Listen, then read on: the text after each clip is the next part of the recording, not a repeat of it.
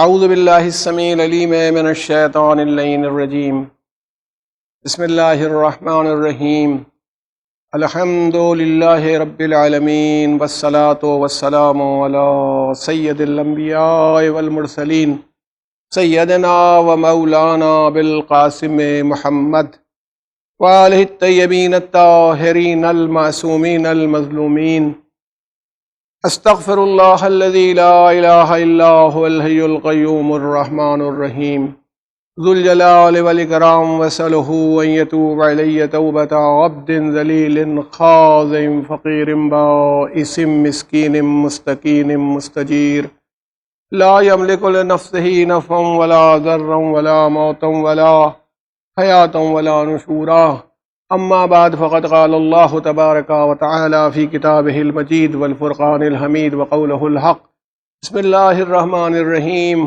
من عمل صالحا من ذکر او انثى وهو مؤمن فلنحیینہ حیاتا طیبہ صلوات اللہم صلی علی محمد وعلی محمد۔ ارباب کرم، یہ سلسلہ بیان جو چل رہا ہے وہ اب اپنی اختتامی منزل میں ہے، جس میں ہم لوگ دیکھ رہے ہیں کہ اور لائفز، ہماری زندگی جو ہمارا جیون ہے یہ کیا ہے اور کیسے چلنا چاہیے۔ اور یہ تصور تمام جگہوں پر رہا ہے کہ زندگی کا خالی یہ مقصد یا عنوان نہیں ہے کہ آدمی پیدا ہوتا ہے، پھر جوان ہوتا ہے بچے سے، پھر اور ادھیڑ ہوا، پھر بوڑھا ہوا، پھر بیمار ہوا، پھر مر گیا۔ ان کا صاحب اس کی کتنے دن زندہ رہے، 70 سال زندہ رہے، 75 سال زندہ رہے، 80 سال زندہ رہے، زندگی ختم ہو گئی۔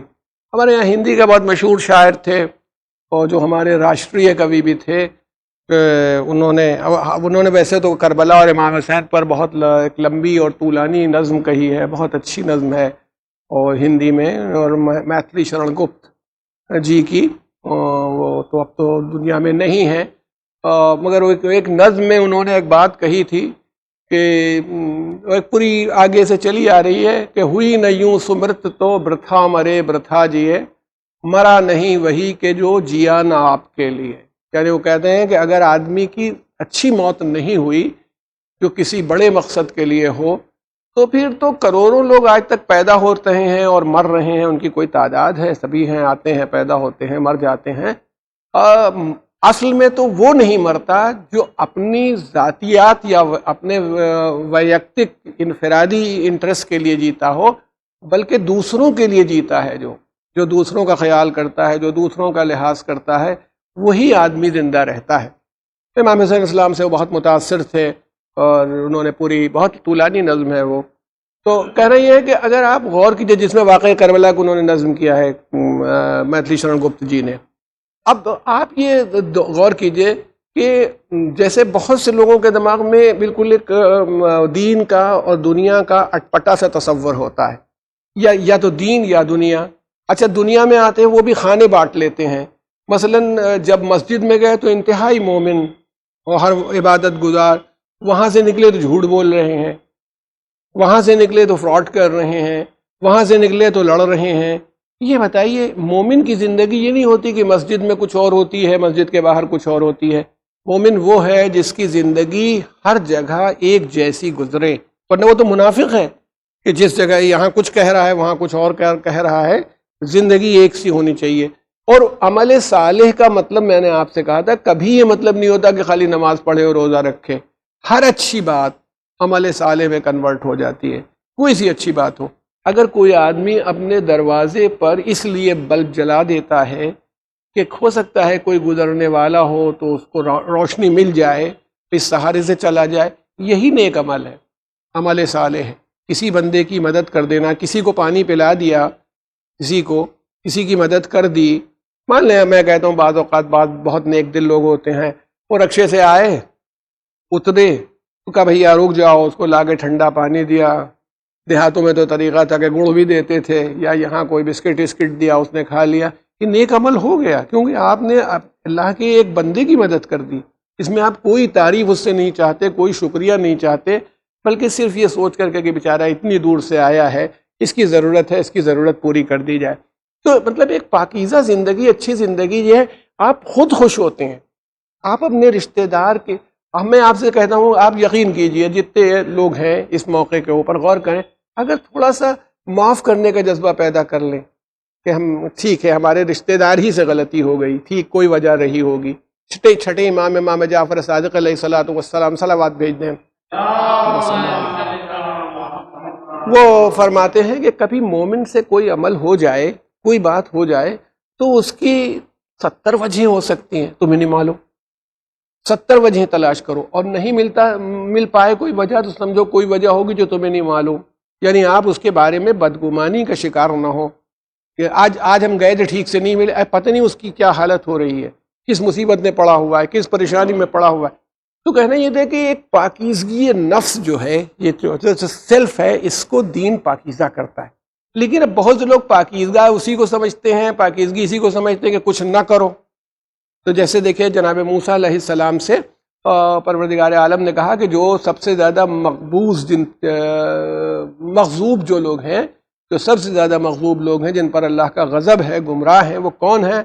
تو کہا جیفتم باللیل، جو رات میں مردوں کی طرح سوتے ہیں، کھایا کو پیٹ بھر گیا اور پھر اب خراٹے پر خراٹے لے رہے ہیں، نہ نماز پڑھنی ہے، نہ نماز شب کا خیال ہے، نہ ذکر خدا کا خیال ہے، وہ بتعلم بن نہار، اور دن میں کاہلوں کی طرح رہتے ہیں، کچھ کرتے نہیں ہیں۔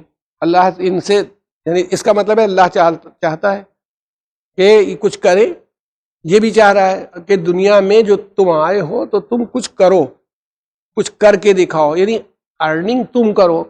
وہ مطلب بہت سے لوگوں کے دماغ میں ایک عجیب طرح کا تصور پیدا ہو جاتا ہے کہ جو رزق دینا ہے اللہ کو دے گا ہی، جب اللہ نے اور ہمیں نہیں دیا تو اللہ نے رزق کا وعدہ کیا تھا تو کیوں نہیں دیا؟ تو ہو سکتا ہے اللہ نے یہی وعدہ اس بنیاد پر کیا ہو کہ یہ محنت کرے گا تو میں اس کو رزق دوں گا، یہ روزی کمائے گا، اس نے تمام ذریعے پیدا کر دیے تھے تو آپ نے کیوں نہیں کمائی؟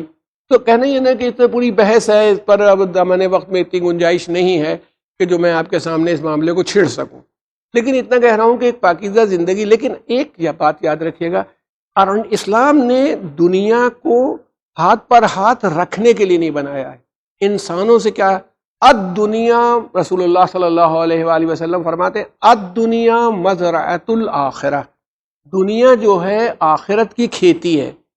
یعنی جیسے کیا کوئی کسان ایسا ہے جس کے پاس کھیت ہو اور وہ بوئے نہیں، اور اس کے بعد چاہے کہ میں فصل کاٹ لوں گا، پھر مجھے گیہوں بونا چاہیے تھا میں نے نہیں بویا، اب کٹائی کا موقع آیا میں پہنچ رہا ہوں چل کے میں گیہوں کی فصل تیار ہو گئی ہوگی، تو جب تم نے دانہ نہیں ڈالا تو فصل کہاں سے تیار ہو جائے گی؟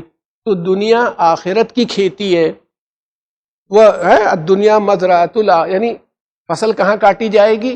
آخرت میں کٹے گی، کھیتی یہاں ہے۔ تو ہر کسان ماشاءاللہ جن جگہوں پر آم کا بزنس ہوتا ہے وہاں تو 6 سال میں اور 7 سال میں پیڑ، بعض پیڑ تو بعض پھل ایسے ہوتے ہیں جو 25 سال میں تیار ہوتے ہیں، مگر اسی امید پر آدمی لگا دیتا ہے کہ 25 سال بعد ہمیں پھل مل جائے گا۔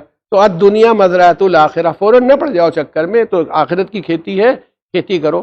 اب آپ کھیتی کریں گے، دیکھیے قرآن مجید نے بھی اس خیال کو اپنے یہاں نقل وہ دیا ہے، آیت کے اندر آیا ہے قرآن مجید میں، یہ ہے کہ من کانا یریدو حرث الآخرت نزد لہ فی حرثہ، جو آخرت کی کھیتی چاہتا ہو، جو فائدہ آخرت میں چاہتا ہو میدان محشر میں، تاکہ ابدی طور پر جنت جا سکے، تو وہ کہا کہ جس کو آخرت کی، اچھا کھیتی میں کیا ہوتا ہے؟ کھیتی میں دیکھیے محنت ہے، پہلے بیج ڈالا جائے گا، پھر اس کو بچایا جائے گا اور سینچائی کی جائے گی، جانوروں سے بچایا جائے گا۔ ویسے ہی نیک عمل بھی ہوتا ہے کہ نیک عمل کو اڑانے کے لیے شیطان اور اس کے چیلے آ جاتے ہیں کہ نیک عمل ہے، اس سے کیسے چھین لیں۔ کبھی شاید میں نے کسی مجلس میں کہیں پر ذکر کیا تھا، ایک جگہ کی ایک روایت یہ دیکھی کہ کسی نے نیک عمل کیا، رات میں کوئی مومن آیا تھا مدد مانگنے، یا کوئی انسان، ایک غریب انسان تھا، ایک مظلوم انسان مدد مانگنے کے لیے اس کے پاس آیا، اس نے مدد کر دی اور نیک دلی سے کر دی۔ اللہ تعالیٰ نے فرشتے کو حکم دیا 70 گنا ثواب لکھ لو۔ اس نے 70 گنا ثواب لکھنے کے بعد اس کو مزہ آ رہا تھا یہ کام کرنے کے بعد، صبح ہی صبح اس نے کسی کو پکڑا، تو کہا فلاں صاحب بیچارے بہت پریشان تھے، یا ایک مظلوم انسان تھا، ایک مسافر تھا، وہ پریشان ہو گیا تھا، اس کی جیب کٹ گئی، اور یہ وہ آیا تھا تو میں نے اس کو مدد کر دی۔ اللہ تعالیٰ نے کہا کہ دکھاوا کر رہا ہے، 70 کا ہٹا کے 1 کر دو، ثواب 1 گنا کر دو۔ یعنی جہاں تک صدقہ اس نے چھپا کے کیا تھا کسی کو نہیں معلوم تھا 70 گنا تھا. تھوڑی دیر گزری تھی ابھی پھر چین نہیں ملا دوسرے آدمی سے کہ کل تو بڑا عجیب واقعہ ہوا، رات میں مجھے ایسا موقع مل گیا کہ میں نے ایک نیک عمل کر لیا. اللہ تعالیٰ نے حکم دیا کہ مٹا دو، ریاکاری کر رہا ہے. اب یہ گویا کار خیر نہیں ہے، دکھاوا کر رہا ہے. اس کا مطلب ہے کہ ہم سے یہ کیا چاہا جا رہا ہے؟ ہم سے یہ چاہا جا رہا ہے کہ ہم لوگ اپنے نفس کو پاکیزہ کر کے کار خیر کریں. مگر کریں گے کاہے کار خیر جب ہمارے پاس کچھ ہے ہی نہیں، ہم کماتے ہی نہیں ہیں، ہم ارن نہیں کرتے. دیکھیں جائز ہی طریقے سے مال آئے، پہلے ناجائز طریقے سے آئے گا تو وہ مانے گا نہیں. اللہ چاہے جتنا کرو. صاحبان تقویٰ کے عمل کو قبول کرتا ہے، یہ نہیں کہ شراب کی کمائی سے نیکی ہونے لگے. بے ایمانی کی کمائی ہے، لوگوں کو زیارت پر لے جا رہے ہیں کہ چلو تمہیں کربلا کی زیارت کرا دیں گے. یہاں لوٹ مار اور رشوت سے پیسہ جمع کیا ہے برے طریقوں سے، اب اس کے بعد لوگوں کو تو ثواب تب ہوگا جب مال پاکیزہ ہو اور یہ نیک نیتی سے اسے اللہ کی راہ میں خرچ کر رہا ہو، تبھی ثواب ہوگا. لیکن ہو اچھا اب لوگ کہتے ہیں کہ خطرہ بہت ہے، تو خطرہ زیادہ دنیا آنے ہی نہیں پائے، دنیا کی یہ چیزیں سامنے نہ آئیں. دیکھیے میرے آپ کے سامنے بہت کامن مثال دے لوں. سانپ بہت خطرناک جانور ہوتا ہے، کوبرا، لیکن جو لیبوریٹری کے وہ سائنٹسٹ ہوتے ہیں وہ اسی کے زہر سے ایسے انجیکشن بناتے ہیں جو ان امراض میں کام آ جاتے ہیں جن کا کوئی علاج نہیں ہے، وہ تریاق ہوتا ہے. یعنی یہ سانپ خطرناک ہے مگر اس کے زہر سے جان بچائی جا سکتی ہے، انسانوں کی ان کا علاج کیا جا سکتا ہے. ویسے ہی دنیا خطرناک ہے مگر دنیا کا سہارا لے کے آخرت کمائی جا سکتی ہے. اچھا ہم لوگ دیکھیے آج تو کوئی ایسا آدمی ہے ہی نہیں جو بجلی کے بغیر رہ سکے. سب کو بجلی کی ضرورت ہے، وہ اے سی ہو تو بجلی ہے اور فلاں چیز، یہاں تک کہ موبائل کی چارجنگ بھی بغیر بجلی کے نہیں ہو پائے گی، کمپیوٹر نہیں چل پائیں گے، اسپتال نہیں چل پائیں گے، آپریشن نہیں ہو پائیں گے. بجلی اتنی ضروری چیز ہے. پتہ یہ بجلی میں خطرہ ہے کہ نہیں خطرہ ہے؟ اب خطرہ تو ہے. اگر آپ ذرا سا تار چھو لیجئے، ننگا تار ہو جس میں تار نہ لگا ہو، تو دیکھیے ابھی کیا ہوتا ہے، جان جانے کا خطرہ ہے. کبھی کبھی تار ٹوٹ جاتے ہیں، نیچے گر جاتے ہیں، کبھی بلاسٹ ہو جاتا ہے، ایسا سب خطرہ ہے. لیکن یہ کہیے کہ بند کر دیا جائے، بجلی ہو ہی نہیں، خطرہ ختم. نہ بجلی، تو جب بجلی نہیں ہوگی تو یہ کام بھی نہیں ہوں گے جو کام ہو رہے ہیں. اس کا مطلب ہے جو کرنٹ ہے، جو بجلی کا کرنٹ جس ننگے تار میں دوڑ رہا ہے، یہی دنیا ہے، اس کے بغیر کام نہیں چل رہا. لیکن اس دنیا کے خطرے سے ہم کو بچنا ہے، تو اس خطرے سے بچنے کا طریقہ یہ ہے کہ اس کے اوپر ایسی کوٹنگ ہونی چاہیے، ربر کی ہو، پلاسٹک کی ہو، جن چیزوں سے یعنی جو نان کنڈکٹر نہیں ہے الیکٹریسٹی کے، ان کی کوٹنگ لگی ہوئی ہو تاکہ آپ کو نقصان بھی نہ پہنچے اور آپ اس کا فائدہ بھی حاصل کر لیں. ویسے ہی دنیا کے سلسلے میں بھی ہے کہ دنیا ایک طریقے سے نقصان دہ ہے. اگر آپ اس کو ذاتی طور پر ٹچ کر لیں گے، چھو لیں گے، تو جیسے بجلی کرنٹ مارے گی، الیکٹریسٹی سے جو نقصان ہوگا ویسے ہی اس سے بھی ہوگا. لیکن اگر آپ سلیقہ مندی سے اس کا استعمال کریں تو یہی چیز آپ کے لیے فائدہ مند ہو جائے گی، اور دنیا میں جتنے لوگ ہیں وہ اسی کا فائدہ حاصل کر رہے ہیں. یہ آپ کے سامنے تصویر ہے. اچھا کیا ہے، ایک بہت بڑے عالم نے ایک بات کہی ہے، وہ میں ان کے حوالے سے آپ کو نقل کر دوں. وہ کہتے ہیں کہ مال کی مثال جو ہے، دولت کی مثال، پیسہ جو ہے، اس کی مثال ویسی ہے جیسے انسانی جسم میں خون ہو. خون ہوتا ہے، اگر انسانی جسم میں خون نہ ہو تو پھر انسان زندہ نہیں رہ سکتا. اسی لیے جو لوگ بیچارے کمزور ہو جاتے ہیں یا جو بیمار ہو گئے یا خون بہہ گیا تو ان کو خون چڑھایا جاتا ہے باہر سے، تاکہ وہ ریکوائرڈ خون ان کے پاس آ جائے، اور ریکوائرڈ خون آنے سے وہ اس طرح سے صحت مند ہو جائے. یہ اس کا طریقہ ہے. اچھا دل کیا کرتا ہے؟ دل کے پاس جب خون آتا ہے اس میں جو بھی کثافت آ گئی ہو، جو بھی کسی طرح کی خرابی آ گئی ہو، اس خرابی یا کثافت کو دور کر کے دل اس خون کو پھر واپس جسم میں بھیج دیتا ہے. اب جسم میں واپس بھیجا تو وہ خون جہاں جتنی ضرورت ہے، جتنی ضرورت ہوتی ہے خون کی، اتنا خون وہاں چلا جاتا ہے. جس وقت آپ پڑھنے لگتے ہیں یا کوئی چیز دیکھنے لگتے ہیں تو خون کو کی ضرورت آنکھوں کو ہوتی ہے، وہ آنکھ میں جاتا ہے. جس وقت ضرورت دماغ کو ہوتی ہے سوچتے وقت تو یہاں بھیجتا ہے نا. تو وہ کہتے ہیں کہ جو ہمارا انسانی سماج ہے، ہیومن سوسائٹی ہے، یہ ہیومن سوسائٹی ایک جسم ہے، ایک باڈی ہے. اس باڈی کا جو کام چلتا ہے، اس سرمایہ، دولت، پیسہ یا اس کی جو وسائل، جو چیزیں ہیں، کیونکہ دولت کو صرف آپ ریزگاری اور کرنسی سے نہ سمجھیے. دولت میں، سرمایے میں تمام چیزیں ہیں، غلہ ہے، چیزیں ہیں، دودھ ہے، پیٹرول ہے، ڈیزل ہے، ہر وہ چیز جس سے کام ہوتا ہے، میٹلز ہیں، کام کی چیزیں، ربر ہے، یہ سب چیزیں دنیا کا سرمایہ ہے جس سے آپ سہارا لے کر کے کام کرتے ہیں۔ تو فرمایا کہ یہ خون ہے جو جسم میں آتا ہے، دل کے پاس آتا ہے، جسم سے آ رہا ہے بار بار، اور وہ خون صاف کرتا ہے، واپس بھیج دیتا ہے۔ جس وقت ہم سوچ رہے ہوتے ہیں تو اس کی یلغار خون کی جو ہوتی ہے دماغ کی طرف ہوتی ہے، جب ہم لکھ رہے ہوتے ہیں تو ہاتھوں میں آ جاتا ہے، جب دوڑتے ہیں تو پیروں میں خون چلا، جس کی جہاں ضرورت ہوتی ہے۔ اور اگر دل خون رکا، جیسے جن لوگوں کو پیرالیسس ہوتا ہے، فالج گرتا ہے، تو وہ اسی لیے کہ اس حصے جسم میں خون نہیں پہنچا۔ جب یہ ہے کہ شاید میں نے کسی مجلسی میں ذکر کیا ہو، ایک میڈیکل بات تھی اور فائدہ مند بات تھی، وہ یہ کہ وہ کہتے تھے کہ جب سو کے اٹھو تو ایک دم سے نہیں کھڑے ہو جاؤ، مثلا باتھ روم جانا ہے یا کہیں جانا، یہ خطرناک بات ہے، بلکہ جانے کا طریقہ یہی ہونا چاہیے، اگر آپ جانا چاہتے ہیں کہ آدھے منٹ بیٹھے رہیے اسی پوز میں، پھر پیر لٹکا کے بھی آدھے منٹ بیٹھ کے پیر ویر چلائیے اپنے، کیونکہ ابھی دماغ کے پاس آپ کے خون نہیں پہنچا۔ اسی لیے کبھی آپ تجربہ کیجئے کہ اچانک اٹھ کے چلنے لگیے تو آدمی لڑکھڑاتا ہے۔ آپ سو رہے تھے تو دماغ کو خون کی ضرورت نہیں تھی، تو دل نے خون نہیں بھیجا، تو اب اتنا موقع دے دیجئے کہ دماغ کے پاس آ جائے۔ اپنے کو خطرے سے بچانے کا جو طریقہ ڈاکٹرز بتاتے ہیں وہ یہ ہے کہ اگر واش روم جانا ہو یا کہیں اٹھنے کے بعد ایک دم سے نہیں چلیں بلکہ رکیں۔ تو اس کا مطلب ہے سرمایہ، اسی مثال سے کہ جو یہ انسانی سماج ہے، ہماری سوسائٹی ہے، جس سے ہماری زندگی چل رہی ہے، سرمایہ، دولت، پیسہ، یا جو بھی جس فارم میں ہو، زمین، کھیت، پیڑ، یہ سب جو ہے دولت ہی کے فارمیٹ ہیں۔ یہ سب چیزیں انسانی زندگی کے لیے ویسی ہی ضروری ہیں جیسے ایک عام آدمی کے لیے، ایک انڈیویجول کے لیے خون کی ضرورت ہے۔ ادھر خون رکا کسی طرف، ادھر وہ جو عضو ہے، وہ جو آرگن ہے، وہ گڑبڑانے لگے گا۔ اس لیے ضرورت ہوتی ہے کہ وہ خون رکنے نہ پائے۔ اسلام کیا چاہتا ہے؟ اسلام یہ چاہتا ہے کہ سرمایہ کہیں کے اوپر منجمد نہ ہو جائے، پھنس نہ جائے، بلکہ نکلے اور چلتا رہے سماج میں۔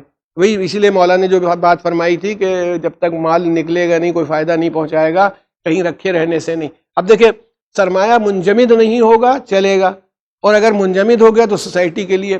چھٹے امام جعفر صادق علیہ السلام کا زمانہ تھا، اللہم صلی علی محمد وآل محمد وعجل فرجہم، چھٹے امام کا زمانہ تھا، اور مدینے میں شارٹیج ہو گئی گیہوں کی یا جو کی، جو بھی کھایا جاتا، شاید گیہوں کھایا جاتا تھا اس وقت۔ زمانہ تو ترقی یافتہ ہو گیا ہے، باہر سے آنے لگا ہے، سیریا سے اور سب جگہ سے آتا تھا مال۔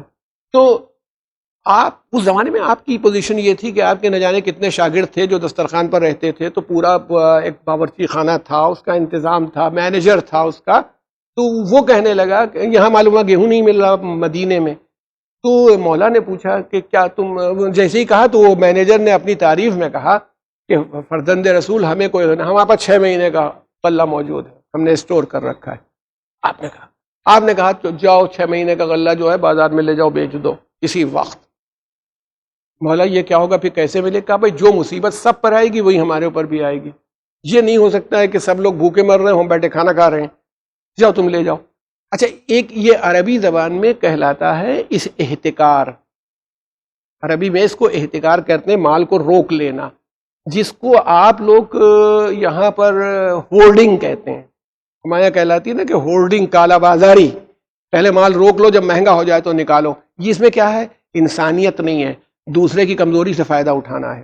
ایک اچھا انسانی سماج اس کو کبھی الاؤ نہیں کر سکتا۔ آپ نے وہ گیہوں بھیج دیا، اور جب وہ صاحب وہ گیہوں پہنچا وہاں پر، اور جیسے ہی گیہوں وہاں بازار میں آیا، وہ ریٹ سے ایک دم سے ڈاؤن ہو گئے۔ وہ جن لوگوں نے چھپا رکھا تھا بعد میں انہوں نے بھی نکالا کہ جب ہمارا چھپانے سے کوئی فائدہ ہی نہیں ہوگا، خراب ہو جائے گا، برباد ہو جائے گا، تو وہ جتنی بھی، تو اسلام ہولڈنگ کو نہیں پسند کرتا، کیونکہ انسانیت کو نقصان پہنچانے کے لیے، لیکن چاہتا ہے کہ ہو۔ یہ نہیں ہوگا، غلہ ہی نہیں ہے، تو جب لوگ محنت نہیں کریں گے، پیدا نہیں کریں گے، تو ہوگا بھی نہیں۔ محنت کریں، بے ایمانی نہ کریں کہ گیہوں میں ملاوٹ کر رہے ہیں اور چاول میں ملاوٹ کر رہے ہیں اور پلاسٹک کے چاول بنا رہے ہیں اور آٹا جو ملاتے ہیں اس میں کچھ اور ملا دیتے ہیں۔ اسلام یہ پسند نہیں کرے گا، لیکن مال ہو، یہ بغیر اس کے بات کو وہ آگے نہیں بڑھائے گا۔ تو بس اب چونکہ دامن وقت میں زیادہ گنجائش نہیں رہ جاتی ہے آخر کی تاریخوں میں، میں جلدی جلدی آپ کی زحمتوں کو اس معاملے میں ماشاءاللہ یہ سب پڑھے لکھے لوگ ہیں، بعد میں غور کریں گے، اور اگر مجھ میں کوئی میری بیان میں کوئی کمی اور آپ کو خرابی نظر آئے تو آپ چینل کو اطلاع بھی کر سکتے ہیں، مجھے معلوم ہو جائے گا، میں اپنی اصلاح خود بھی کروں گا انشاءاللہ تعالی۔ مجھے کبھی بھی، کیونکہ یونیورسٹی کی پڑھائی وڑائی میں ہم لوگ اپنے کو یہ مان کے چلتے ہیں کہ کبھی کبھی ہمارے شاگرد ہی ہم کو بتاتے ہیں کہ سر اس میں یہ بات ہے، آپ اس پر بھی غور کیجئے، اور ہمیں عصمت کا دعویٰ بھی نہیں کہ ہم معصوم ہیں، نہ یہ دعویٰ ہے کہ ہم اتنے صاحب علم ہیں، ہم کچھ بھی نہیں ہیں۔ یہ تو جتنی بھی آپ لوگ محبت کرتے ہیں اور جس مقام تک ہم لوگ پہنچ گئے ہیں، اور جہاں پر بھی یہ آپ کی محبت، اللہ کا کرم اور اہل بیت کی مہربانی ہے کہ لوگ محبت کرتے ہیں اور چاہتے ہیں، ورنہ میں اپنے کو اس لائق نہیں پاتا۔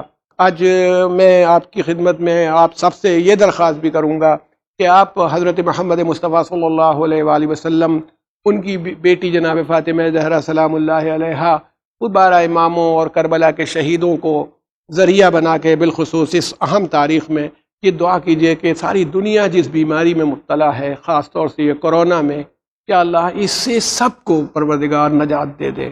یہ نہیں کہ میں یہ کہتا ہوں یہ کوئی بات نہیں ہے کہ فلاں بیمار ہے تو اچھا ہے اور یہ بیمار ہے تو نہیں، انسان کوئی بھی ہو، کتنا بھی، یہ موت و حیات یہ سب اللہ کے ہاتھ میں، حساب کرنا آپ اپنا حساب کریے، آپ دوسروں کے حساب واقع کے انچارج بنا کے نہیں بھیجے گئے، وہ غلط ہے، یہ غلط ہے، یہ غلط ہے، اپنا حساب کرتے رہیے اور دوسروں کے لیے اچھی دعا کرتے رہیے۔ یہ نہیں ہو سکتا کہ یہ بیمار ہو جائیں اور ہم ٹھیک ہو جائیں۔ اگر سوسائٹی میں ایک بیماری پھیلی ہوئی ہے تو سب لوگ متاثر ہوں گے، لیکن کربلا کے شہیدوں کی شان یہ ہے، ارے وہ تو حور اور اس کے لشکر کو پانی پلا دیتے ہیں، ان کے لیے دشمن اور دوست میں کوئی فرق نہیں، وہ انسان ہو تو انسان کی جو اتنی خاطر و خدمت ہو سکتی ہے وہ سب کرنے کو تیار ہے۔ انہی کربلا کے شہیدوں کو واسطہ دے کر کے میں یا اللہ تجھ سے کہتا ہوں پروردگار عالم، اگرچہ میں گنہگار ہوں، میری زبان اس قابل نہیں کہ تیری بارگاہ میں دعا کروں کہ ہم سب کو محفوظ فرما، ساری انسانیت کو محفوظ فرما، شہروں کو محفوظ فرما، اسپتالوں کو محفوظ فرما،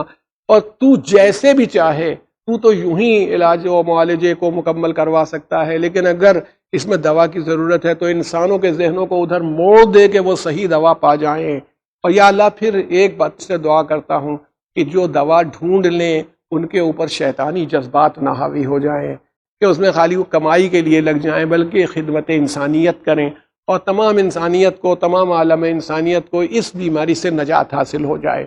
تو آپ حضرات سب لوگ اس مخصوص موقع کے اوپر ان تاریخوں میں بار بار دعا کیجئے، پروردگار عالم انشاءاللہ امام حسین علیہ الصلوۃ والسلام اور ان کے پاکیزہ اصحاب و پاکیزہ اعزاء اور ان قیدیوں کے صدقے میں جو امام حسین کے ساتھ تھے، یقیناً آپ سب کی دعاؤں کو، عزاداروں کو، خاص طور سے جب آپ کے آنکھوں میں آنسو ہوتے ہیں اس وقت آپ دعا کرتے ہیں۔ کبھی کبھی ایک مرتبہ امام نے ایک دعا میں کہا کہ کوشش کرو کہ تمہاری آنکھ میں آنسو آ جائیں، تو وہ کہنے لگا مولا میری تو آنکھ میں آنسو آتے ہی نہیں۔ مولا نے کہا کسی واقعے پر تمہاری آنکھ میں آنسو آتے؟ کہا ہاں جب اپنی مصیبت یاد کرتا ہوں۔ کہا اچھا دعا میں اپنی ہی مصیبت یاد کر لینا، اس کے بعد دعا کرنا، جب تمہاری آنکھیں اشکبار ہوں گی تو اللہ تمہاری دعا کو قبول کر لے گا۔ تو ماشاءاللہ مجلس میں تو بغیر روئے کوئی اٹھتا ہی نہیں ہے، جب آپ گریہ کر رہے ہوں تو انشاءاللہ اس دعا کو کریے اور اپنی دعا کے ذریعے سے اس بھیانک بیماری سے انسانیت کو نجات دلائیے۔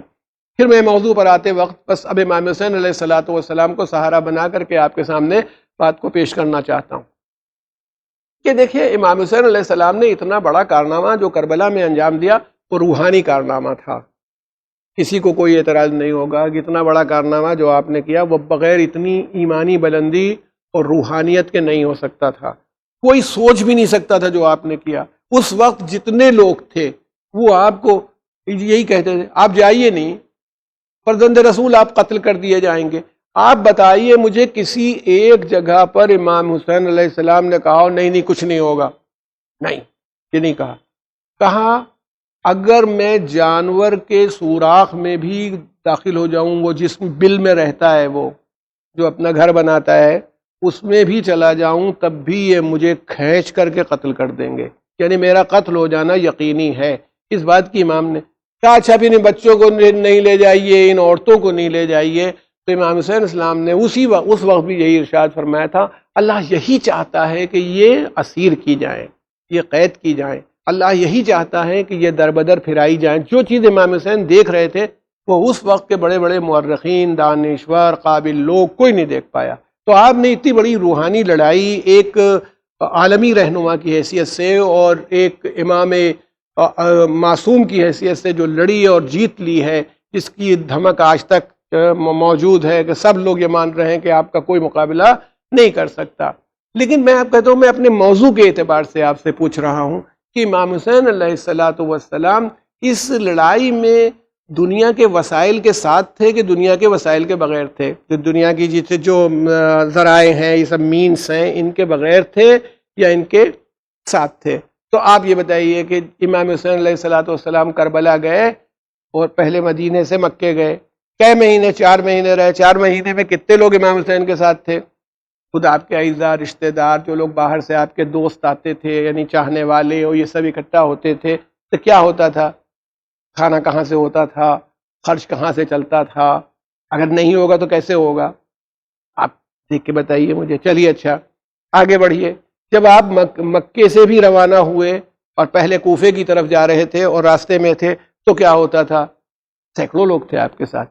کربلا میں بھی 200-250 آدمی موجود ہیں، یعنی عورت، بچے، مرد ملا کر کے. اور راستے میں تو بہت لوگ تھے جن کو امام نے بار بار ہوشیار کیا کہ میں ایک ایسے راستے پر جا رہا ہوں جس میں موت یقینی ہے. تو ایسی صورتحال میں لوگ آپ کا ساتھ چھوڑتے تھے اور چلے جاتے تھے. یہ آپ کے سامنے موجود ہے. لیکن امام حسین علیہ الصلاۃ والسلام نے کبھی، ہم نے تو نہیں پڑھا بھائی اپنی کم علمی اور اپنی جہالت کا اعتراف کرتے ہوئے بھی، کہ کھانے کے وقت چندہ کیا جاتا تھا کہ سب لوگ چندہ دو بھائی تو پھر کھانا تیار ہو دوپہر کا. ہزاروں آدمی ساتھ میں چلے آ رہے ہیں امام حسین علیہ الصلاۃ والسلام کے، ہزاروں. اچھا کربلا میں جتنے دن راستے میں آپ رہے ہوں، 200-250 آدمی، ان کے کھانے کا انتظام، ان کے سب. اچھا پھر امام حسین علیہ الصلاۃ والسلام کی یہ نہیں تھا کہ وہ بغیر وسائل کے آگے بڑھے. حجاج ابن مسروق آپ کے ایک صحابی ہیں، صحابی ہمارے ہاں ساتھی، کمپینین، دوست. حجاج ابن مسروق جو تھے ان کو ہتھیاروں کی بڑی پہچان تھی، تلوار کون سی اصیل ہے، کون ہے. تو امام نے ان کو رکھا تھا، تعینات کیا تھا، ان کی ڈیوٹی تھی کہ ہتھیار خریدیں. اچھا وہ جو ہندی تلوار کی تو بڑی شہرت تھی. عام تلواریں وہ بازار کی وہ تھوڑی ہیں، کھیل والی تلواریں ہیں، مہنگی ہوں گی، ہتھیار مہنگے ہوں گے. لیکن یہ نہیں کہ امام حسین دفاع کے لیے جا رہے تھے، ڈیفنس کے لیے جا رہے تھے، لیکن یہ نہیں کہ موقع پڑ جائے تو مقابلہ بھی نہ ہو پاوے. آپ نے حجاج ابن مسروق کو رکھا. اچھا اب آئیے، اسٹورنگ کیپیسٹی کتنی تھی امام کی؟ پانی کو اسٹور کرنا، کم سے کم ہر کا لشکر جو پیاسا تھا جس کو آپ نے پانی پلایا وہ 300 تھے میں گھوڑوں کے. اور زیادہ سے زیادہ کہا جاتا یہ ہے کہ ہر کو 1000 سپاہیوں پر سردار بنایا گیا تھا. تو اگر پورا دستہ موجود تھا تو 1000. اتنے آدمیوں کو پانی پلانا اور اسٹور رکھنا اور اتنے جانوروں کو پانی پلانا، یہ دیکھیے دنیا ہی ہے. یہی دنیا ہے. جب عمر ابن سعد کے پاس تھی تو حسین کے بچے تڑپ رہے تھے، التش التش کر رہے تھے. یہی دنیا جب حسین ابن علی کے پاس تھی تو ہر کا پورا لشکر بچا لیا گیا، گھوڑے تک بچ گئے، آپ نے پانی پلا دیا. اس کا مطلب ہے دنیا اپنے آپ میں خراب نہیں ہوتی، اس کے استعمال سے طے ہوتا ہے کہ یہ خرابی والی ہے یا اچھائی والی ہے. امام نے پلایا. اچھا آئیے اب آگے بات بڑھتے ہوئے دیکھیے، اور جلدی جلدی ورنہ اتنے واقعات ہیں کہ دامن وقت میں اتنی گنجائش ہی نہیں رہتی کہ آپ کی خدمت میں عرض کیا جا سکے. جب کربلا پہنچے 2 محرم کو، یعنی یہ لشکر پہنچا، اس کے جتنے ڈیولپمنٹس ہیں وہ آپ کو معلوم ہے، وہاں پہنچا کربلا. تو آپ نے وہ زمین 60,000 درہم میں خریدی. 60,000 درہم کے معنی کیا ہوئے؟ آپ سمجھتے ہیں کہ وہ یہاں کے نوٹ ہیں کہ گن دیے جائیں. 1 درہم 2.97 گرام چاندی کا ہوتا ہے. 2.97 گرام چاندی. ٹھیک ہے. چلیے میں نے کیلکولیٹ کیا، آج صبح ہی کیلکولیٹ کر کے رکھا ہے کہ 60,000 درہم کا مطلب تھا امام علی مقام نے یعنی 100 کلو 178 کلو 200 گرام چاندی میں خریدا ہے. کربلا کی زمین کو پہنچنے کے بعد 178 کلو 200 گرام چاندی اصلی والی، اور اس کا بھاؤ آج میں نے گوگل سے سرچ کیا تھا تو 67,500 روپے کچھ تھا فی کلو کے بھاؤ تھا. اور جب اس کو کیلکولیٹ کیا تو امام حسین علیہ السلام نے کربلا کی زمین کو 1,20,00,000 روپے میں خریدا تھا اس وقت کے ریٹ سے. 1,20,00,000 روپے میں کربلا کی زمین امام نے جاتے ہی خرید لی کہ کوئی یہ نہیں کہنے پائے کہ ہماری زمین پر تھے. حسین اپنی زمین پر تھے، جو آیا ہے وہ غاصب ہے. مولا نے پہلی ہی منزل پر یہ طے کر لیا. یہ بتائیے اگر آدمی کے پاس وسائل نہ ہوں، مینس نہ ہوں، ذریعے نہ ہوں، تو کیسے پہنچے گا وہاں تک؟ آپ کیسے جا سکتے ہیں؟ امام علی، میں نے آپ کو کیلکولیشن دیا، آپ دیکھ لیجیے گا، آپ بھی کر لیجیے گا. میں تو کوئی ایسی بات آپ کے سامنے نہیں کہہ رہا ہوں. آپ تو خالی سنتے ہیں کہ 60,000 درہم میں خریدی. 60,000 درہم کا مطلب ہے 178 کلو 200 گرام چاندی اتنے میں خریدی تھی. اور چاندی کا بھاؤ آج اگر زمین خریدنی ہو تو 1,20,00,000 روپے کی زمین ہے. اب 1,20,00,000 روپے کی جو آدمی زمین خرید سکتا ہے، اتنے لوگوں کو راستے میں کھانا کھلا سکتا ہے، اتنے لوگوں کو پانی پلا سکتا ہے، اتنے ہتھیار خرید سکتا ہے، وہ کوئی پور یا فقیر نہیں ہوگا. اس کے پاس دنیا کے وسائل ہیں. ٹھیک ہے آدمی نہ ہو، افراد نہ ہو، مگر یہ نہیں ہے کہ وہ دیکھیے. اسی لیے کہا جاتا ہے امام حسین اسلام نے پانی کا سوال کیا ہے پیاس کے لیے کہ بھائی پانی نہیں مل رہا ہے. اور میں کہتا ہوں کہ وہ تو یزیدیوں کا غصب تھا، ورنہ امام تو زمین خرید چکے تھے، پانی تو امام کا تھا. اگر دنیا کے قانون کے حساب سے بھی دیکھیں تو وہ پانی امام علی مقام کا تھا، جس میں یزید اور اس کا لشکر پی رہا تھا، بغیر اجازت پی رہا تھا. مگر امام نے یہ نہیں کہا، بلکہ یہ خود مطالبہ کیا. مگر کسی سے کھانا کبھی نہیں مانگا، بہت بھوک لگی ہے مجھے کھانا کھلا دو، نہیں کہا ہے. تو اس کا مطلب یہ ہے کہ امام علی مقام کی جو شان تھی وہ تمام آپ دیکھیں جس میں. اس کے بعد شب عاشور، ایک آپ کا صحابی ہے بشر ابن عمر حضرمی ان کا نام ہے، بشر، وہ تھے، ان کا بیٹا تھا.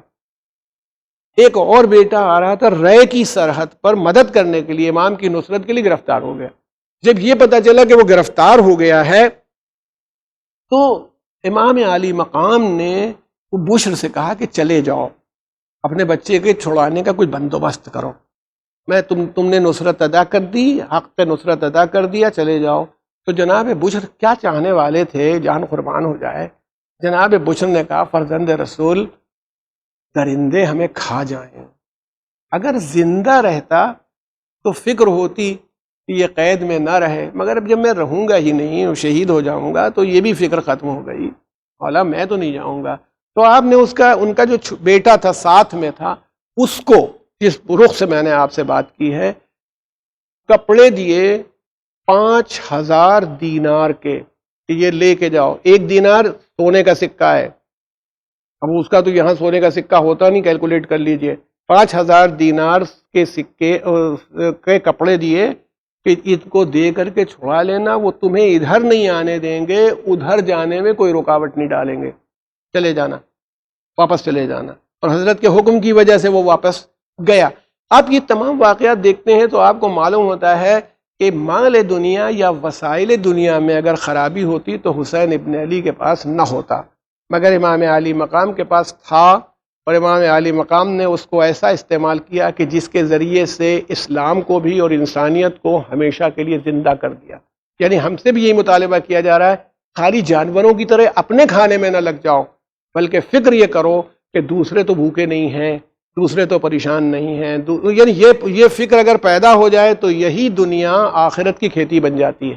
اب دنیا مزرعۃ الآخرہ، میں نے آیت کی تلاوت شروع میں بھی کی تھی آپ کے سامنے کہ اللہ تعالیٰ کہتا ہے من کان یرید حرث الآخرۃ نزد لہ فی حرثہ، جو آخرت کی کھیتی چاہتا ہو تو ہم بڑھا دیں گے، اضافہ کر دیں گے. اور بڑھا تو دیتا ہی ہے، 1 کے 10 کر دیتا ہے، 10 کے 70 کر دیتا ہے، اس کے بے حساب کر دیتا ہے، بڑھا دیں گے. اس کے بعد ارشاد فرمایا اور قرآن میں کہا وَمَنْ كَانَ يُرِيدُ حَرْثَ الدُّنْيَا، اور جو دنیا کی کھیتی چاہتا ہو، اتنا پیسے ہو جائے، اتنا مال ہو جائے، اتنی گاڑی ہو جائے، اتنا بڑا گھر ہو جائے، جو دنیا چاہ رہا ہے تو فرمایا کہ ہم اس کو دے دیں گے.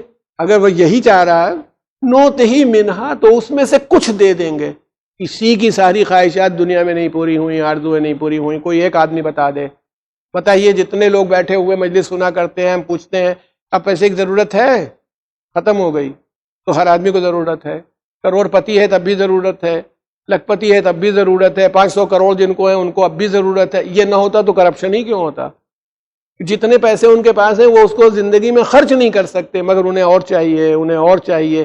حسین ابن علی نے بتایا یہ دنیا اس لیے نہیں ہوتی ہے کہ اس کے اندر تم خالی جمع کرتے رہو، بلکہ اس لیے ہوتی ہے کہ خدمت انسانیت میں اس کو آگے لگاؤ۔ میں کبھی آپ سے کہتا رہتا ہوں، لیکن اب وہی بات ہے کہ دامن وقت میں جب گنجائش ہی نہیں ہوتی تو کیا کہوں، کہ اتنا کہتا ہوں کہ حسین ابن علی کی زندگی سے سبق لیں کہ دنیا ارن کریں، دنیا کمائیں، دنیا اکٹھا کریں، مگر اس سے آخرت بنا لیں، آخرت مل جائے اس سے۔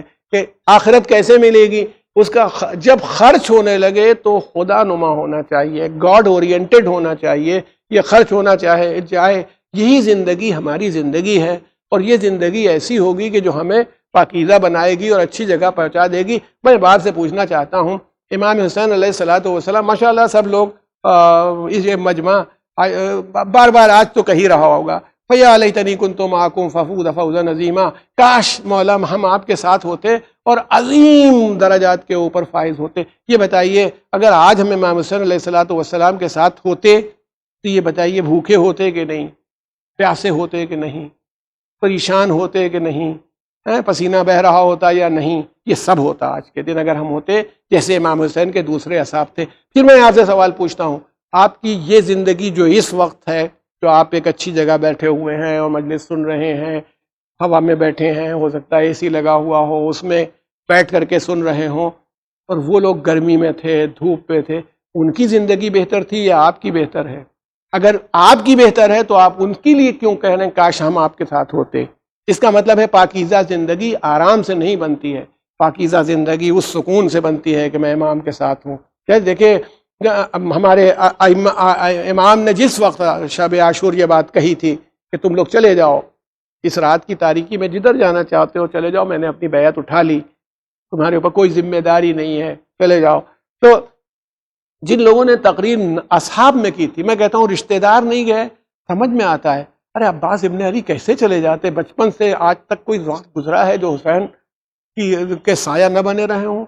ان کے بھائی کیسے چلے جاتے؟ عرب بنی ہاشم کا خون تھا، یہ بھی سب ہم کہہ سکتے ہیں، مان لیتے ہیں، ایمان کے علاوہ بھی یہ تمام چیزیں شامل تھیں، لیکن ان لوگوں کو کیا کہیں جو اصحاب تھے۔ مسلم ابن اوسج اسدی نے جو شب عاشور کیا بات فرمائی، عجیب بات کہی، کھڑے ہوئے، رسول اللہ کے صحابی تھے تو کتنے بڈھے رہے ہوں گے، جب امام حسین کا سن 57 سال کا تھا تو ان کا تو اور بھی ہوگا، ہو سکتا 70 سال 75 سال کے رہے ہوں۔ جناب مسلم ابن اوسج اسدی نے کہا کہ فرزند رسول یہ آپ کیا کہہ رہے ہیں؟ ہم کل قیامت کے دن اللہ کو کیا منہ دکھائیں گے؟ رسول اللہ کا سامنا کس طرح کریں گے آپ بتائیے؟ اور یہ تو ایک بار کا مرنا ہے، مر جائیں گے۔ آپ یقین رکھیے جب میرے پاس ہتھیار نہیں رہیں گے تو میں پتھروں سے جنگ کروں گا، پتھر اٹھا اٹھا کے ماروں گا، مگر آپ کی نصرت سے پیچھے نہیں ہٹوں گا۔ یہ دیکھیے، یہ میں پھر کہہ رہا ہوں کہ فَلَنُحْيِيَنَّهُ حَيَاةً طَيِّبَةً، ہم ان کو پاکیزہ زندگی بسر کروائیں گے۔ اب اس سے زیادہ پاکیزہ زندگی کیا ہوگی کہ لاشا گرے تو حسین سامنے آ جائیں۔ آپ خالی اس امید کے اوپر کہتے ہیں کہ جب دنیا سے مومن رخصت ہوتا ہے تو مولا آتے ہیں، کبھی ہمیں امید ہوتی ہے کہ قبر میں امام عالی مقام آ جائیں گے، مگر میں کہتا ہوں ادھر کوئی اس سے زیادہ پاکیزہ زندگی کسی غلام کی ہو سکتی ہے کہ اس کا آغوش میں امام حسین کے آغوش میں اس کا سر ہو؟ اس سے زیادہ پاکیزہ زندگی کیا ہو سکتی ہے؟ آپ بتائیے۔ جناب حر کو ملتا ہے ہمیں کہ جناب حر جو تھے پیشانی پر ایسا زخم آ گیا تھا، خون بہ رہا تھا، خون بند نہیں ہو رہا تھا، تو امام علی مقام نے بیٹھ کر کے گھٹنے کے اوپر اپنے زانو کے اوپر حر کا سر رکھ کر کے اپنے پاس سے وہ رومال نکالا جسے معصوم عالم جناب فاطمہ زہرا نے اپنے ہاتھوں سے بنا تھا۔ کوئی معمولی رومال تھا؟ اس سے بڑی کوئی، ہم کہتے ہیں بڑے سے بڑا تاج کی جتنی قیمت اگر آپ چاہیں طے کر لیں، مگر حر کی پیشانی پر امام علی مقام نے جو رومال باندھ دیا اس کا جواب نہیں آ سکتا۔ آپ نے رومال باندھ دیا تھا۔ یہ پاکیزہ زندگی ہے کہ نہیں؟ کہاں کسی کو میسر ہوتا ہے؟ ایک تار نہیں مل سکتا جسے معصوم عالم نے بنا ہو، اس کا ایک تار مل جائے تو قیامت ہے، بڑی قیمتی سے قیمتی چیز اس کے آگے غائب ہو جائے۔ ایسی پاکیزہ زندگی ان لوگوں کو امام نے عطا کروا دی کہ جہاں وہ گرے تھے وہ زمین پاکیزہ ہو گئی، وہ مٹی خاک شفا بن گئی۔ جس خاک شفا کی شان یہ ہو، وہ مرنے والے کیسے تھے، وہ شہید ہونے والے کیسے تھے، وہ ان منزل پر، لیکن ان کی کیفیت کیا تھی؟ یہ آج کا دن جو تھا ان کا عالم کیا ہوا ہے کہ امام کی ظہر کا وقت آیا ہے. پاکیزہ زندگی گزارنے کے لیے یہ بھی کرنا پڑتا ہے. یہ بھی ہو سکتا تھا کہ گھر میں جاتے نماز پڑھ لیتے. یعنی انہوں نے درس دیا کہ کوشش کیا کرو نماز اول وقت پڑھا کرو. خالی نماز پڑھ دینا نہیں ہے، یعنی خدا کے سامنے کوئی چیز نہیں آنے پائے. تمہارا کوئی کام ہو کیا اللہ کی مرضی سے زیادہ بڑا ہے؟ اللہ کی خوشنودی سے زیادہ بڑا ہے؟ نماز ظہر کا وقت آیا، جب ان سے کہا گیا، یزید کے لشکر سے کہا گیا بھائی اتنی دیر کے لیے لڑائی روک لو کہ ہم بھی نماز پڑھ لیں اور تم بھی نماز پڑھ لو. تو آپ سوچ سکتے ہیں وہ کیا کہہ رہے تھے. انہی میں سے ایک آدمی کہہ رہا ہے کہ حسین تمہاری نماز قبول نہیں ہے. اب آپ بتائیے کہ جب امام عالی مقام سے یہ جملے امام عالی مقام کے کانوں میں ٹکرائے ہوں گے تو کیا ہوا ہوگا اور کیا کیفیت کی ہوگی. کہ جناب حبیب ابن مظاہر برداشت نہیں کر پائے، حملہ کر دیا آپ نے اور کہا فرزند رسول سے کہہ دینا کہ اب یہ نماز ان کے جد کے ساتھ ہوگی. کہا فرزند رسول کی نماز قبول نہیں اور تیری نماز قبول ہے. یہ دیکھیں کہ یہ جذبہ، یہ جوش امام نے. اچھا یہ بھی کر سکتے تھے خیمے کے اندر نماز ہو جاتی، جاتے اور خیمے کے اندر نماز ہو جاتی، لیکن امام نے یہ نہیں کیا. بلکہ سب سے پہلے کیا کیا، مسلح اسی میدان میں بچھ گیا جدھر چاروں طرف سے تیر برس رہے تھے کہ آج یہ بھی دیکھ لیا جائے کہ جہاد اور نماز ایک ساتھ کیسے جمع ہوتے ہیں. مر جانے کے لیے تو آخر میں بہت سے لوگ مر جاتے ہیں. جو لوگ لڑنے کے لیے آئے تھے وہ بھی اب کوئی باقی نہیں ہوگا. عمر ابن سعد کی بھی بری طرح موت ہوئی، نہ جانے کتنے لوگ قتل ہو گئے، مگر حسین ابن علی آج بھی زندہ ہیں. آج بھی ہمارے تصورات میں امام نے مسلح بچھایا اور ایک مرتبہ ایک نظر کی. بس میں آپ کی رحمت تمام کرتے پوچھنا چاہتا ہوں، ذرا سا غور کیجیے گا. مسلح بچھایا اور نظر کی تو آپ کی نگاہ دو ناصروں پر ٹک گئی. ایک جناب زہیر ابن قین جو میمنے کے سردار بھی تھے، اور ایک جناب سعید ابن عبداللہ حنفی. ان دونوں پر آپ کی نگاہ ٹکی، کیونکہ یہ اندازہ ہوا امام کو کہ یہ کھڑے ہوں گے اور نماز پڑھیں، ہم کو پڑھائیں، پیچھے ہماری حفاظت کریں گے. کہا آپ نے یہ بھی نہیں انہوں نے کہا ہو مولا ہم کھڑے ہو جائیں، نہیں، آپ نے کہا تم دونوں سامنے کھڑے ہو جاؤ میرے، تاکہ میں نماز تمام کر لوں. میں اسی پر منزل پر آ کے کہتا ہوں کہ امام نے یہ نہیں کہا تھا کہ تم میری حفاظت کرو. ان کے اوپر ذمہ داری ڈالی تھی جب تک میں سلام نہ پھیر تو کھڑے رہنا.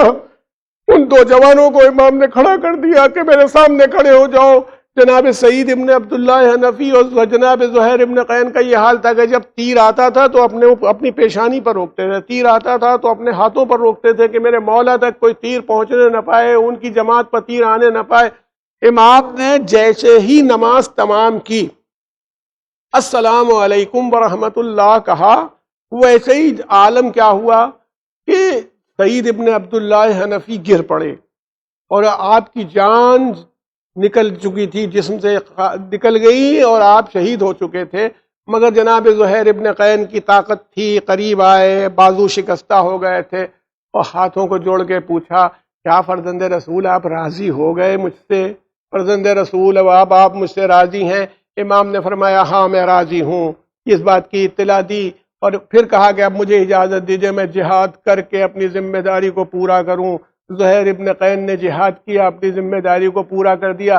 مگر میں کہتا ہوں میرا دل پھر بے قرار ہوتا ہے اور میں سوچتا ہوں کہ زہیر نے اور سعید نے وہاں تو اپنی ذمہ داری پوری کر دی، اور آج بھی مولانا محمد سالم صاحب قبلہ مجھے یاد آ جاتے ہیں، جو مراد آباد قدرکی کے تھے. آپ کے سامنے بھی انہوں نے بہت مجلسیں پڑھی ہوں گی، بہت بزرگ ذاکر و خطیب تھے. وہ کہتے تھے کہ ایک بار میں عاشورہ محرم میں کربلا میں موجود تھا.